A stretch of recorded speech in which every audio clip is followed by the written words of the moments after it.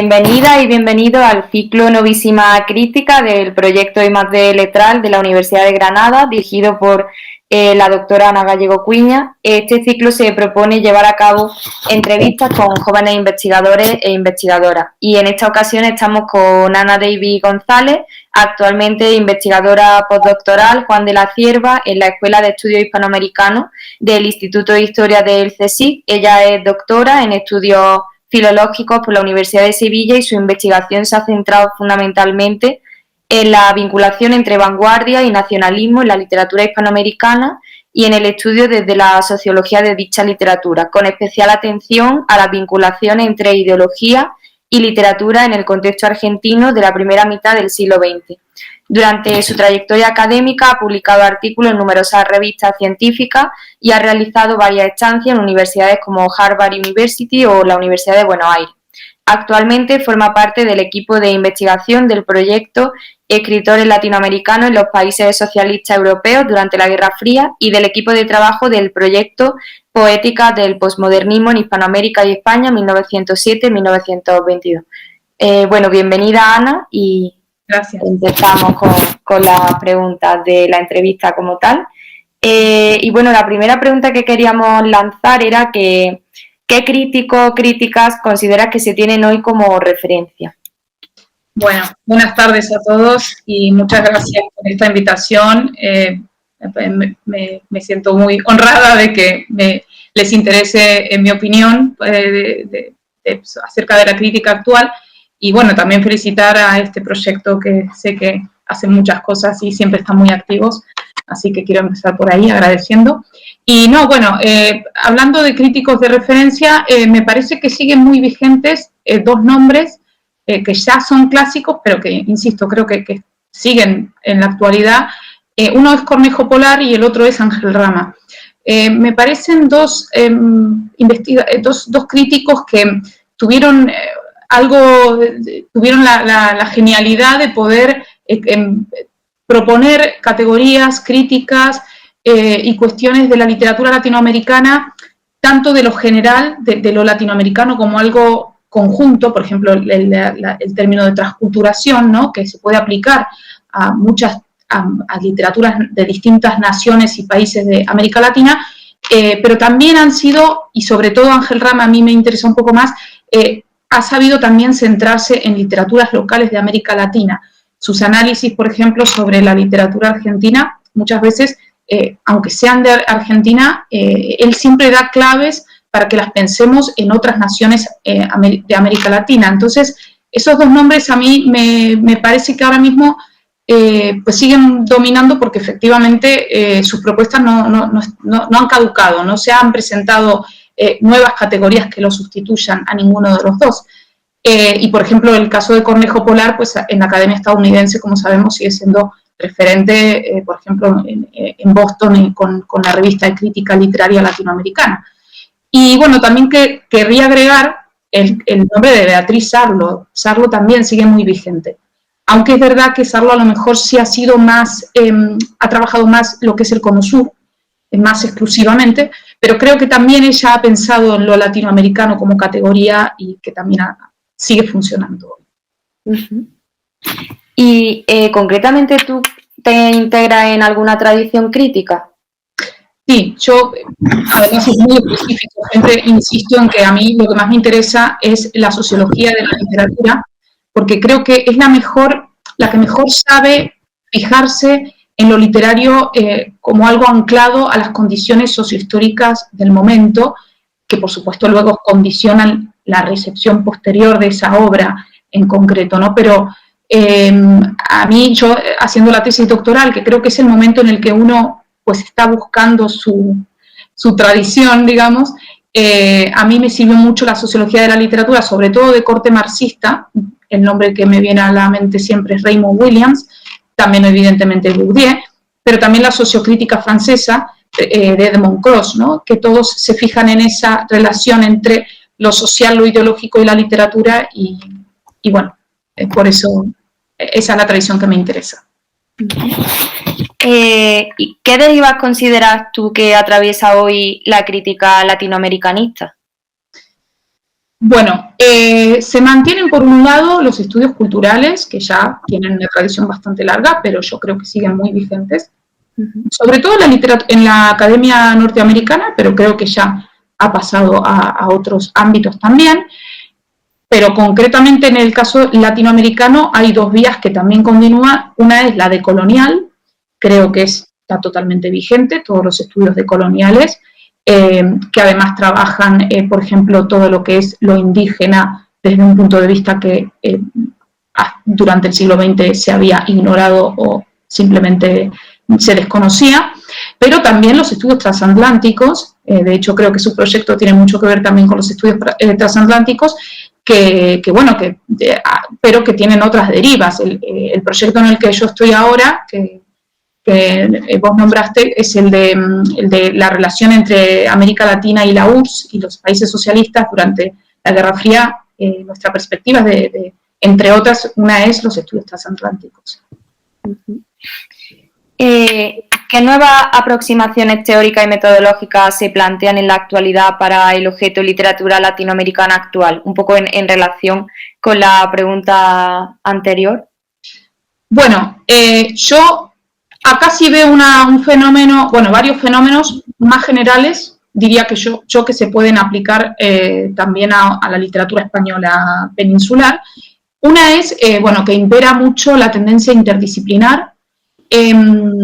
Bueno, esto también tiene que ver con los estudios culturales, justamente, ¿no? La idea de la literatura en relación con otras disciplinas es algo que está también muy de moda, pero hay dos cuestiones que a lo mejor sí son más novedosas. Una es una inevitable, que son las humanidades digitales. Sobre todo la gente que trabaja la literatura contemporánea no puede desdeñar que la vía de legitimación y de divulgación actual es el mundo digital. Y necesariamente pues, hay un acercamiento distinto a la literatura desde lo digital, que bueno, en realidad no es nada nuevo, lo mismo que cuando empiezan a salir las revistas literarias en el siglo XIX y principios del XX, pues la revista empieza a ser un objeto de estudio que antes a lo mejor no lo era. Pues ahora, con el tema de lo digital, pues pasa lo mismo. Y bueno, evidentemente la perspectiva de género. Insisto, esto ya es algo general, ¿no? Del estudio de toda la literatura, pero en el caso latinoamericano también, ¿no? Sí, definitivamente algo está cambiando, como comentabas tú antes. ¿Y cómo pensaría entonces la distribución global del saber literario hoy? O sea, ¿consideras que sigue siendo Estados Unidos hoy, como lo fue en algún momento, el centro de producción hegemónica de crítica literaria sobre Latinoamérica? ¿O Francia continúa teniendo un peso muy fuerte en las herramientas conceptuales con las que la crítica latinoamericanista piensa la literatura? ¿Y qué papel crees que está jugando España en las últimas décadas? Vale, a ver, empezando por Estados Unidos, yo sí creo que sigue teniendo la hegemonía absoluta. De hecho, las modas, digo modas entre comillas, las tendencias académicas que surgen de Estados Unidos suelen luego trasladarse al resto de los ámbitos académicos, luego cada uno lo asimila de una manera u otra, pero suelen ser los que marcan esas pautas. Y en el caso latinoamericanista en concreto, hay una ventaja que tiene Estados Unidos, que no hay que desdeñar tampoco, y es que sin haberme metido a ver las estadísticas, pero la mayoría de los grandes académicos que están en Estados Unidos y que estudian la literatura latinoamericana son de origen latinoamericano, y eso sí le da, quiero decir, no significa que uno por ser latinoamericano tenga por qué saber más, no voy por ahí, yo que además soy argentina y llevo 15 años en España, pues no es lo que quiero decir, pero sí es verdad que a nivel quizás general, Estados Unidos, que es un país que siempre tiende a la multiculturalidad, a la búsqueda de lo diverso, pues el hecho de que tenga investigadores autóctonos que estudien la literatura de su propio origen, de su país, y lo distribuyan dentro de Estados Unidos, me parece que es algo que le da riqueza a esa academia estadounidense, aunque luego pues, habrá cosas que mejores y peores, ¿no?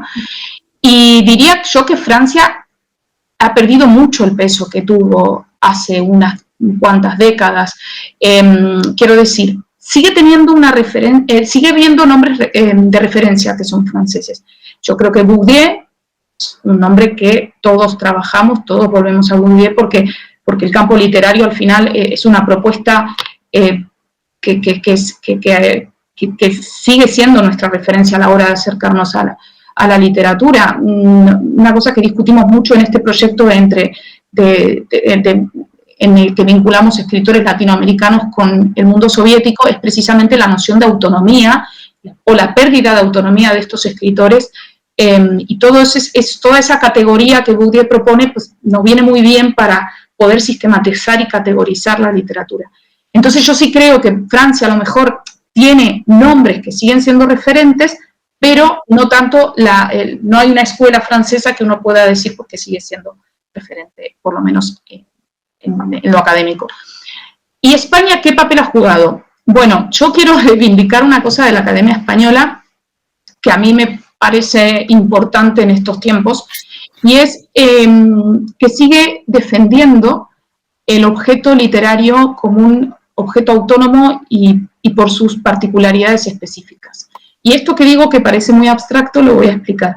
Sí creo que la tendencia de los estudios culturales, que sí vienen de la Academia Norteamericana, en el que se tiene que trabajar la cultura como un conjunto y no las disciplinas como algo específico, tiene parte de razón, que la cultura lo es todo, la cultura no es un Excel donde cada disciplina tiene su cuadradito, pero es verdad que, por otro lado, perder la especificidad de las disciplinas me parece una cosa muy peligrosa y me parece que hay que defender la especificidad de lo literario. Yo además, me parece muy irónico si yo me dedicara a la literatura que no lo defendiera, porque la literatura tiene su lenguaje y su comunicación específica, particular y concreta, que no tienen otras disciplinas.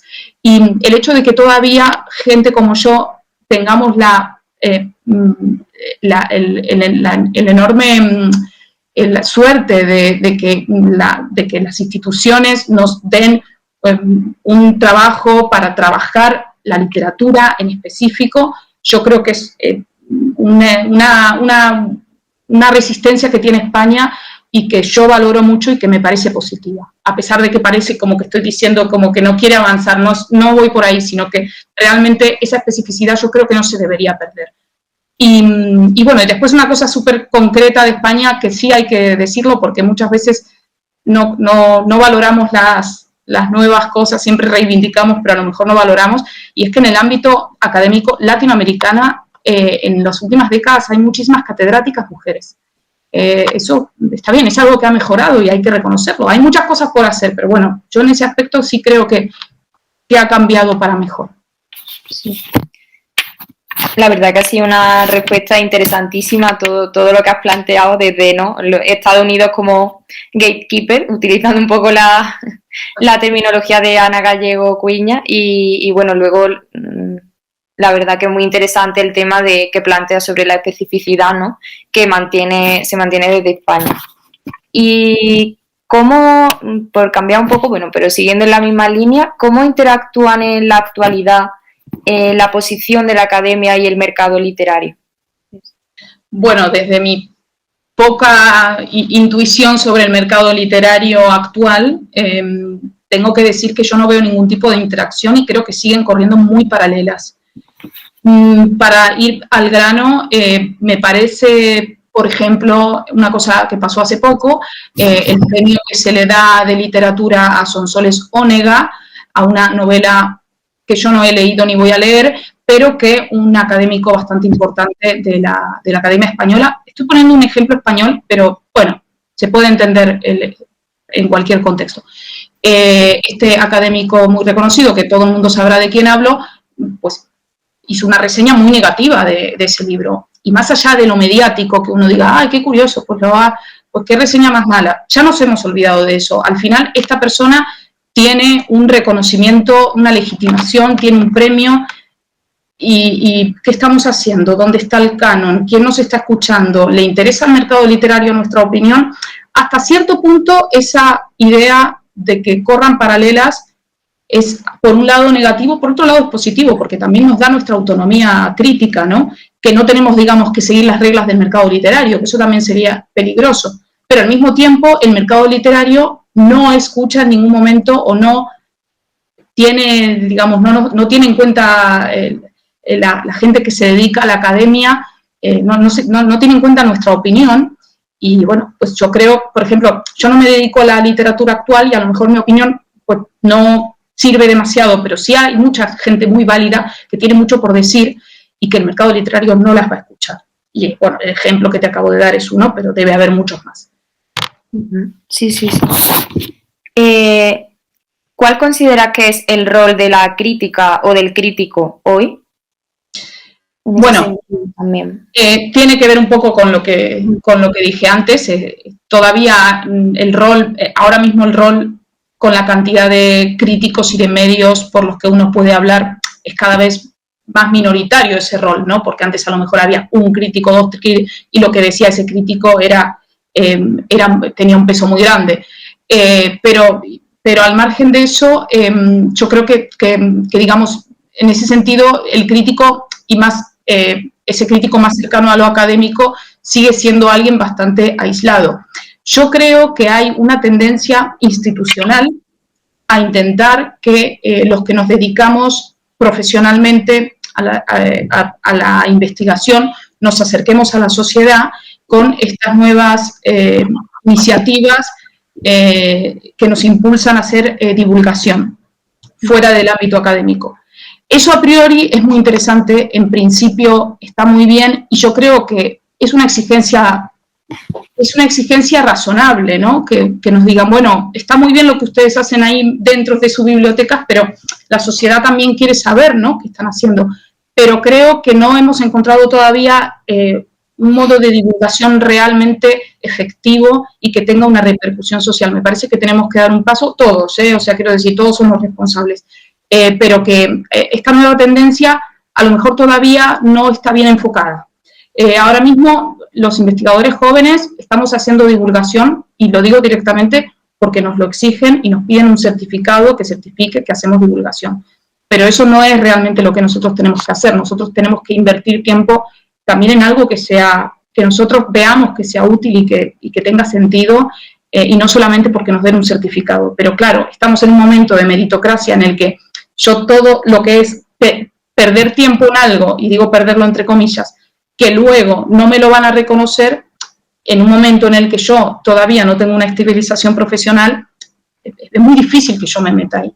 Pero insisto, todas estas tendencias yo creo que bien enfocadas, pues a lo mejor consiguen que exista un puente entre la crítica y, digamos, entre la crítica académica y la sociedad. Claro, y hasta qué punto no es real, como tú comentabas, ¿no? Ese diálogo con la sociedad, hasta qué punto es real, ¿no? O es un poco ilusorio todavía, ¿no? Como sí. Planteaba. Vale, ahora quería hacerte dos últimas preguntas más centradas, digamos, en tu investigación como tal, para pasar de lo general a lo particular, por decirlo de algún modo, ¿no?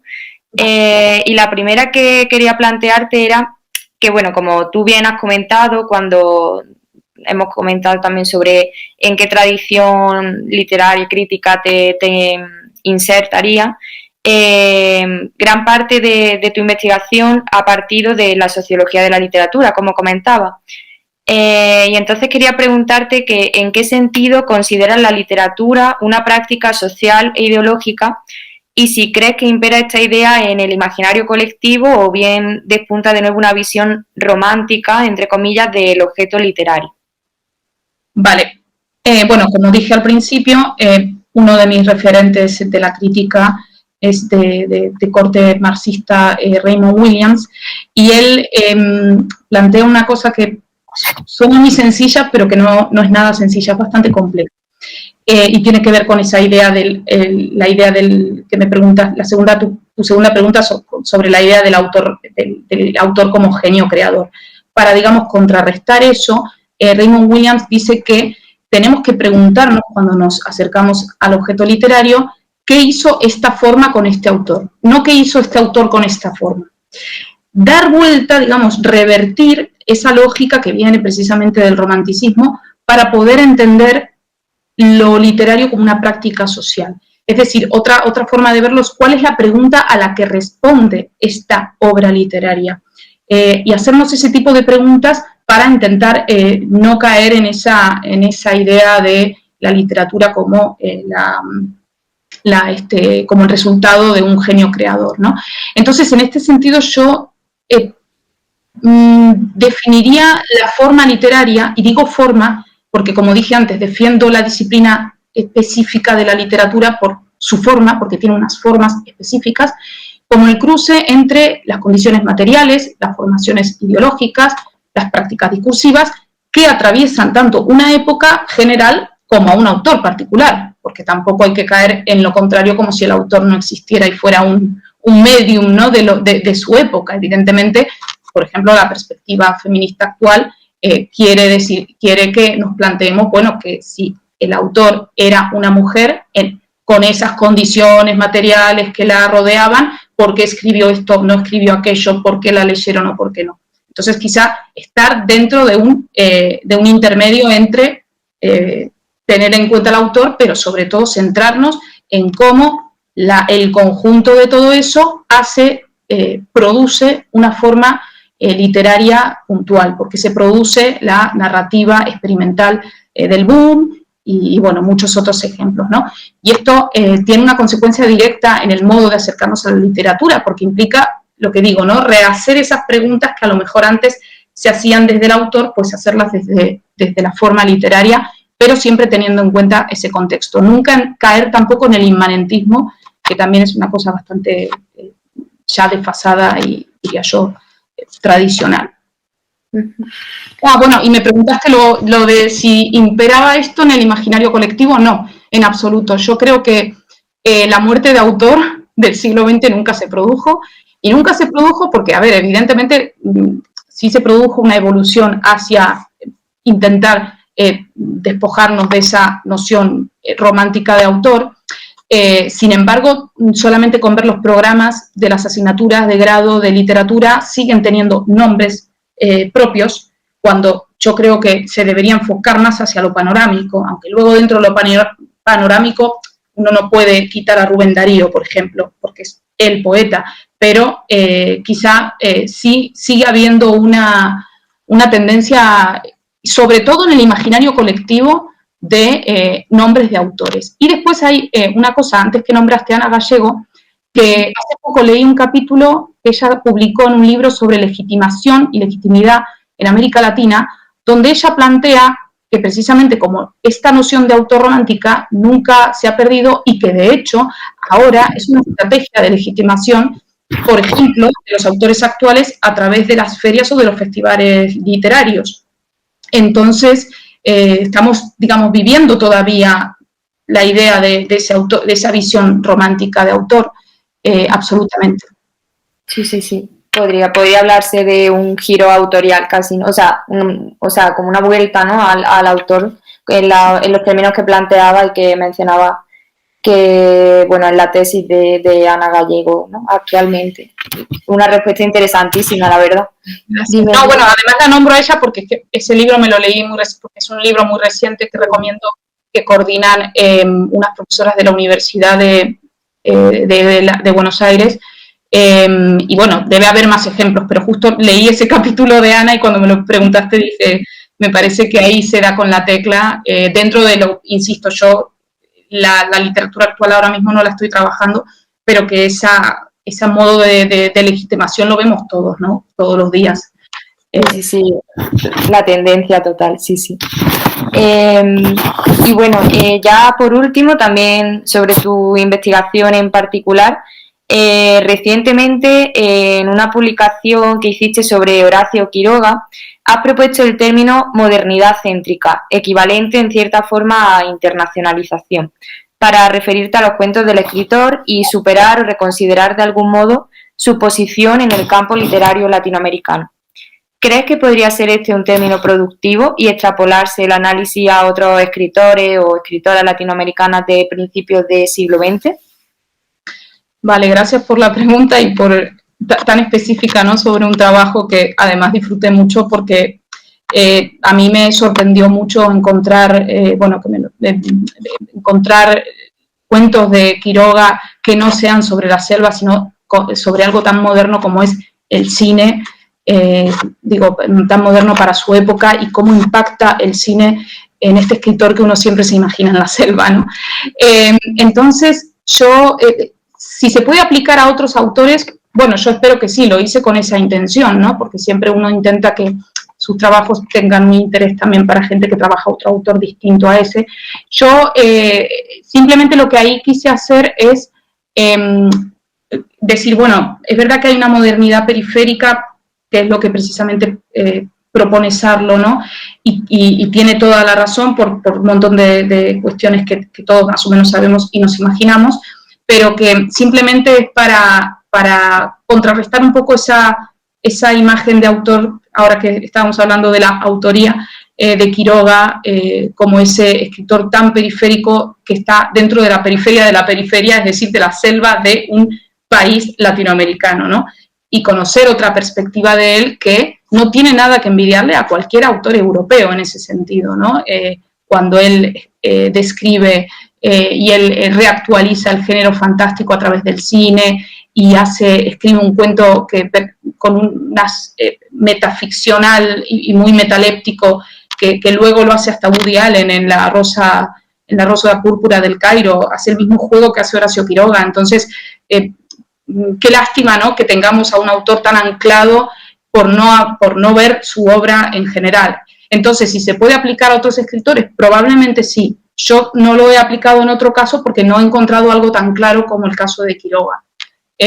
Pero bueno, espero que sirva o que convenza a alguien a ver si es así. Y si no, por lo menos que sirva para que la gente que no conoce estos cuentos lo lean. Para mí con eso ya es suficiente. A mí, desde luego, me ha convencido, así que... Y esa visión, ¿no?, que reclaman más panorámica, un poco también en línea con lo que hablaba antes de los estudios de grado. Bueno, pues hemos concluido con la entrevista. Muchísimas gracias, Ana. La verdad que ha sido un auténtico placer, porque ha sido, tu respuesta súper interesante y muy enriquecedora, la verdad. Y nada, también que, dar las gracias a los oyentes que nos irán, y que esperamos que hayan disfrutado también tanto como hemos hecho nosotras aquí en este ratito. Y nada, muchas gracias, Ana. Gracias a ustedes.